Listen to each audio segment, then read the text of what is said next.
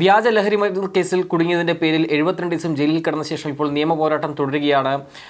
ചാലക്കുടിയിലെ beauty parlour ഉടമയായിരുന്ന Sheela Sunny. ഇപ്പോൾ ഷീല സണ്ണി 24 ചേരുന്നുണ്ട്. നമസ്കാരം. എന്തായാലും നിലവിലിപ്പോൾ ഈ കേസ് മുന്നോട്ടേക്ക് പോവുകയാണ്. സുപ്രീം കോടതിയിൽ നിന്നും അതോടൊപ്പം തന്നെ ഹൈക്കോടതിയിലെല്ലാം തന്നെ പ്രതി നാരായണദാസിന് ജാമ്യം നിഷേധിക്കപ്പെട്ടു. പക്ഷേ ഇപ്പോഴും എക്സൈസിനോ അല്ലെങ്കിൽ മറ്റ് ഈ അന്വേഷണ സംഘത്തിനോ പിടികൂടാൻ സാധിച്ചിട്ടില്ല. അപ്പോൾ നിലവിലെ ഈ അന്വേഷണത്തിൽ തൃപ്തികരമുണ്ടോ? എനിക്കിപ്പോ കേസിനെ കുറിച്ച് ഒന്നും അറിയില്ല. ഞാനിപ്പോ നാട്ടിലല്ല, ചെന്നൈയിലാണ്. എനിക്കിപ്പോ ഉള്ള ന്യൂസുകൾ ഓരോരുത്തർ അയച്ചു തന്നിട്ടാണ് ഞാനിത് അറിയുന്നത്. അപ്പൊ കേസിന്റെ കാര്യം എനിക്ക് അങ്ങനെ ഡീറ്റെയിൽസ് ആയിട്ട് അറിയില്ല. ഏതെങ്കിലും ഘട്ടത്തിൽ ഈ അന്വേഷണ സംഘം ഏതെങ്കിലും ബന്ധപ്പെടുകയോ എന്തെങ്കിലും ഒരു വിവരങ്ങൾ പങ്കുവയ്ക്കുകയോ ചെയ്തിരുന്നോ? കാരണം ഒരു വ്യാജ ലഹരി മരുന്ന് കേസിൽ വിടുന്നു, അതിനുശേഷം ദീർഘനാൾ ജയിലിൽ കിടന്നു. എന്തെങ്കിലും ഒരു സർക്കാരിൻ്റെ മുൻപിലാകെ ശ്രദ്ധയിൽപ്പെട്ട ഒരു വിഷയമാണല്ലോ. അപ്പോൾ എന്താണ് എക്സൈസോ അല്ലെങ്കിൽ അന്വേഷണ സംഘവും താങ്കളെ അറിയിച്ചത്? ഇപ്പോഴത്തെ ഒരു കേസിന്റെ അവസ്ഥ എന്താണെന്നുള്ളത്? ഇല്ലല്ല, ആരും ഒന്നും അറിയിച്ചിട്ടില്ല കേസിനെ കുറിച്ച്. ഞാൻ നാട്ടിലല്ല, ഞാൻ ജീവിക്കാൻ വേണ്ടി ഇവിടെ വന്നിരിക്കുകയാണ്. ഇപ്പൊ ഈ പ്രശ്നം കഴിഞ്ഞ പിന്നെന്ന് നാട്ടിൽ നിൽക്കാൻ പറ്റാത്തത് പറഞ്ഞെങ്കിൽ സാമ്പത്തികമായിട്ട് ബുദ്ധിമുട്ടുണ്ടായി. പിന്നെ രണ്ടാമത്തെ പാർലർ തുടങ്ങിയത് അങ്ങോട്ട് വിജയിച്ചില്ല. അപ്പൊ പിന്നെ നാട്ടുകാരുടെ പിന്നെ മാനസികമായിട്ട് കുറെ വിഷമങ്ങൾ അനുഭവിച്ചു. അപ്പൊ കുറച്ച് എനിക്ക് അവിടെ നിന്ന് മാറി നിൽക്കണം എന്ന് തോന്നി. അതാണ് ഇപ്പൊ ഇവിടെ വന്ന് ചെന്നൈയിൽ ഇപ്പൊ വന്നിട്ട് 4-5 മാസമായി ഇവിടെ വന്നിട്ട്. അപ്പൊ വേറെ ഡീറ്റെയിൽസ് ഒന്നും അറിയില്ല. ഇപ്പൊ ന്യൂസ് വരുന്നത് ഇങ്ങനെ ഓരോരുത്തർ എനിക്ക് അയച്ചു തരുന്നതും യൂട്യൂബിലും ഒക്കെ കണ്ടിട്ടാണ് ഞാൻ ന്യൂസിന്റെ കാര്യം അറിയുന്നത്. ഫുൾ ഡീറ്റെയിൽസ് വക്കീലിനോട് തന്നെ ചോദിക്കണം. ഈ കടുത്ത സാമ്പത്തിക ബാധ്യത മറികടക്കാൻ ഇറ്റലിയിലേക്ക് പോകുന്നതിനിടെയാണ് ഇങ്ങനൊരു വ്യാജ ലഹരി മരുന്ന് കേസിൽ പെടുന്നത്. ഒരു ഗുരുതരമായ മനുഷ്യ ലംഘനമാണ് ഉണ്ടായത്. അപ്പോൾ പിന്നീട് ഇതുമായി ബന്ധപ്പെട്ട് സർക്കാരിൻ്റെ ഭാഗത്തൊരു നഷ്ടപരിഹാരം വേണമെന്ന ആവശ്യം ഷീല സണ്ണി നേരത്തെ ഉന്നയിച്ചിരുന്നു. എന്താണ് സർക്കാരിൻ്റെ ഭാഗത്തു നടപടി ഉണ്ടായിട്ടുണ്ടോ? അതിന്റെ കേസ് നടക്കുന്നുണ്ടല്ലോ. പിന്നെ വേറെ എനിക്ക് ഫുൾ ഡീറ്റെയിൽസ് ഒന്നും അറിയില്ല. അതാണ്. നഷ്ടപരിഹാരം വേണമെന്ന ആവശ്യത്തിൽ നിന്ന് ഉറച്ചു നിൽക്കുകയാണ്. കാരണം ഗുരുതരമായ ഒരു മനുഷ്യലംഘനം ഉണ്ടായതിന്റെ പേരിലല്ലേ? അതെ അതെ അതെ. എന്താ പറഞ്ഞെങ്കിൽ എനിക്ക് എന്റെ ജീവിതം തന്നെ എന്റെ ഇല്ലാതായി. ഈ ഒരു ഇതിൽ കൊണ്ട് എന്നെ നാട്ടുകാരും എന്റെ ബന്ധുക്കൾ തന്നെ എന്നെ ഒറ്റപ്പെടുത്തി. സാമ്പത്തിക ബുദ്ധിമുട്ടും പിന്നെ എനിക്ക് നിൽക്കാൻ പറ്റാത്ത അവസ്ഥയായി. അപ്പൊ അതിനൊരു ഇത് എനിക്ക് എന്തായെങ്കിലും സർക്കാരിന്റെ ഭാഗത്തു നിന്ന് കിട്ടുമെന്ന് ഞാൻ വിശ്വസിക്കുന്നു. നമുക്കിപ്പോ അത്രയല്ലേ പറയാൻ പറ്റുള്ളൂ.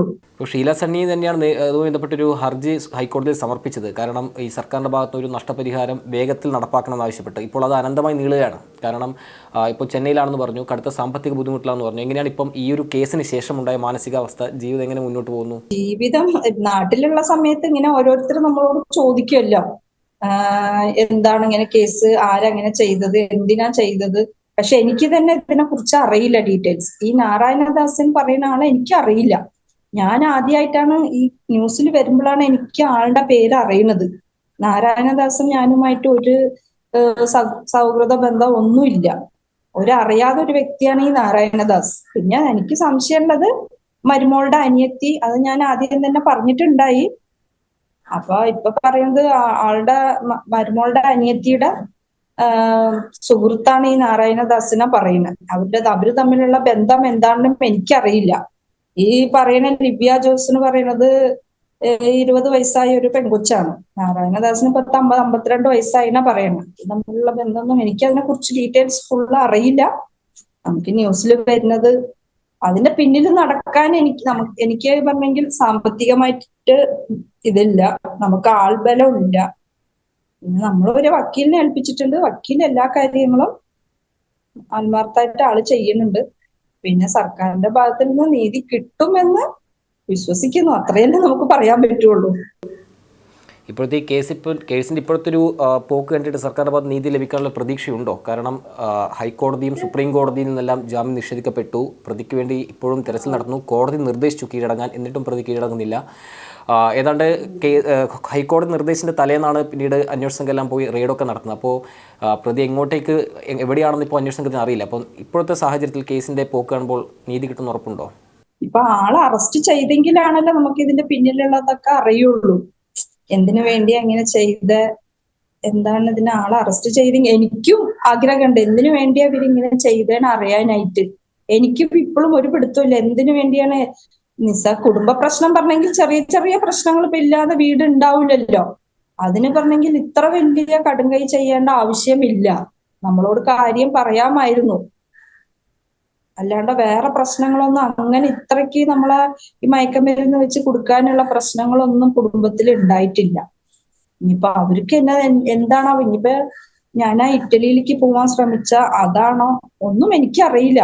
ആളെ അറസ്റ്റ് ചെയ്ത് കഴിഞ്ഞ അവര് പറയുമ്പോഴാണ് എനിക്ക് അറിയുള്ളൂ ഇതിനെ കുറിച്ചുള്ള വിവരം. കഴിഞ്ഞ തവണ ഈ കേസ് പരിഗണിക്കവേ SIT-യെ നിയോഗിക്കണമെന്ന് സർക്കാരിനോട് കോടതി നിർദ്ദേശിച്ചിരുന്നു. അപ്പോൾ അതിനുശേഷം ഇതുവരെ അതിലൊരു തീരുമാനം ഉണ്ടല്ലോ, പ്രത്യേക അന്വേഷണ സംഘത്തെ നിയോഗിക്കാനുള്ള ഒരു തീരുമാനം ഇതുവരെ ഉണ്ടായിട്ടില്ല. അപ്പോൾ എന്തെങ്കിലും ഒരു മെല്ലെപ്പോക്ക് ഈ അന്വേഷണ സംഘത്തിൻ്റെ ഭാഗത്തു നിന്നും അങ്ങനെ ഒരു തോന്നൽ ഷീല സണ്ണിക്കുണ്ടോ? കാരണം കോടതി നിർദ്ദേശിച്ചും ഇതുവരെ പ്രത്യേക അന്വേഷണ സംഘത്തെ നിയോഗിച്ചിട്ടില്ല. പ്രതിക്ക് വേണ്ടി ഇപ്പോഴും ഇരട്ടിത്തപ്പാണ് പോലീസും എക്സൈസും. അപ്പോൾ എന്തെങ്കിലും ഒരു മെല്ലെപ്പോക്ക് സമീപനം അന്വേഷണ ഉദ്യോഗസ്ഥരുടെ ഭാഗത്തു നിന്നും അങ്ങനെ ഒരു തോന്നലുണ്ടോ ഷീല സണ്ണിക്ക്? അങ്ങനെ തോന്നലുണ്ട്. ഇപ്പൊ ഹൈക്കോടതി തന്നെ ആൾക്ക് ജാമ്യം നിഷേധിച്ചിട്ട് ആളെ അറസ്റ്റ് ചെയ്തില്ല. ഒരാഴ്ചയുടെ ഉള്ളിൽ പറഞ്ഞിട്ട് അറസ്റ്റ് ചെയ്യില്ല. ഇപ്പൊ സുപ്രീം കോടതിയുടെ ഇപ്പൊ ഇത് വന്നിട്ടും 2-3 ദിവസമായി. ഇനിയും ആളെ അറസ്റ്റ് ചെയ്തില്ല എന്ന് പറഞ്ഞെങ്കിൽ അതിനെ കുറിച്ച് ഞാൻ എന്തു പറയാനാ? അറസ്റ്റ് മാത്രമല്ല, പ്രത്യേക അന്വേഷണ സംഘത്തെ പോലും ഇതുവരെ നിയോഗിച്ചില്ല. നേരത്തെ കോടതി നിർദ്ദേശിച്ചിരുന്നു. അപ്പൊ അതിന്റെ പിന്നിൽ എന്തെങ്കിലുമൊക്കെ ഉണ്ടാവായിരിക്കാം.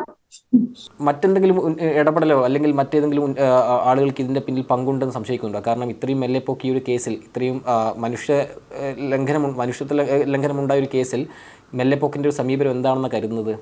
അതിനൊന്നും അറിയില്ല. അതൊക്കെ സർക്കാരിന്റെ ഇതല്ലേ. ഞാൻ പറഞ്ഞെങ്കിൽ സാധാരണ ഒരു ജീവിതം ജീവിക്കുന്ന ഒരു വ്യക്തിയാണ്.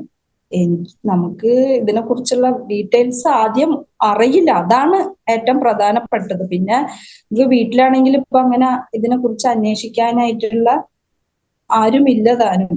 ഈ നിയമപരമായി മുന്നോട്ട് പോകുന്നതിനപ്പുറം ഇപ്പോൾ നേരത്തെ സൂചിപ്പിച്ചു, ഒരു അന്വേഷണ സംഘത്തിൻ്റെ ഭാഗത്തൊരു മെല്ലെപ്പോക്ക് ഫീൽ ചെയ്യുന്നുണ്ടെന്ന് പറഞ്ഞു. അപ്പോൾ ഈ ഇതുവരെ ഉണ്ടായ അന്വേഷണത്തിൻ്റെ ഘട്ടമാണോ നോക്കുമ്പോഴാണോ, അല്ലെങ്കിൽ തുടക്കം മുതലേ അങ്ങനെ ഒരു സമീപനമാണോ അന്വേഷണ സംഘത്തിൻ്റെ ഭാഗത്തുനിന്നും ഉണ്ടായത്? തുടക്കം മുതലേ അങ്ങനെ ഒരു സമീപമാണ് ഉണ്ടായത്. ഇപ്പൊ ആളെ എപ്പോഴും അറസ്റ്റ് ചെയ്യാമായിരുന്നു.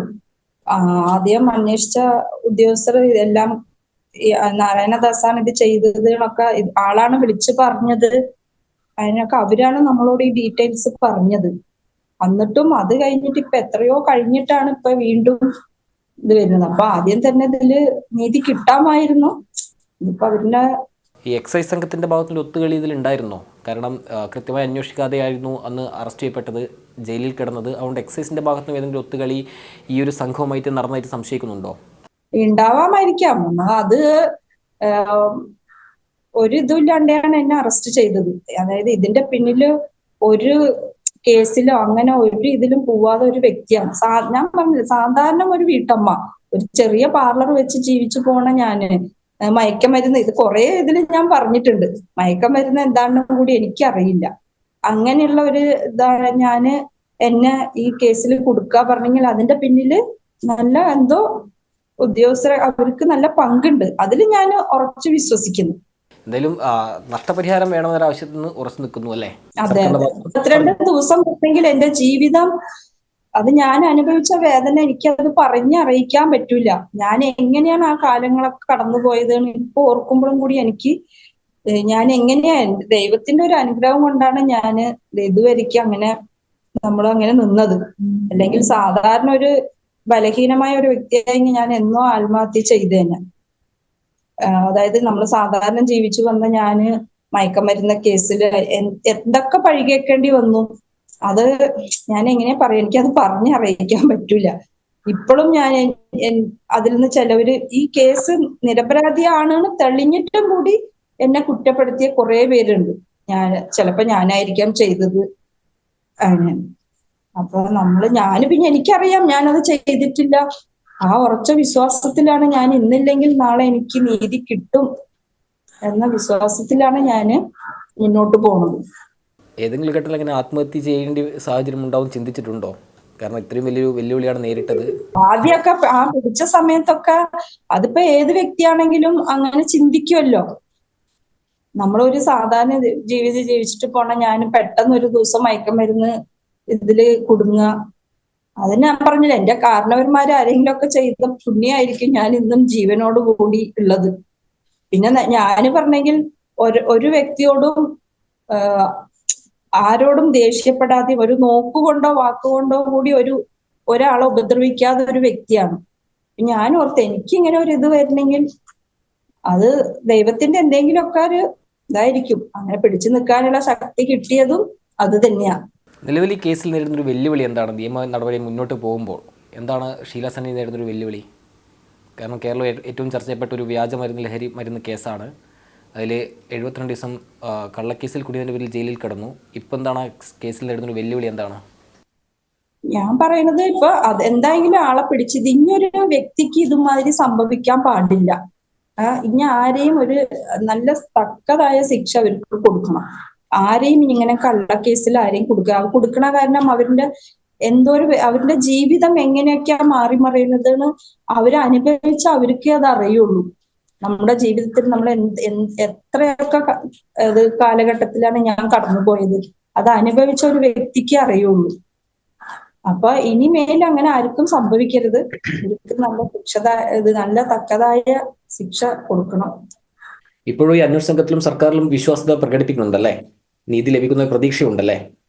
ഇപ്പൊ ഹൈക്കോടതിയും സുപ്രീം കോടതിയും ഒക്കെ ഇടപെട്ട കാരണം ഇപ്പൊ പ്രതീക്ഷിക്കുന്നുണ്ട് നീതി കിട്ടും.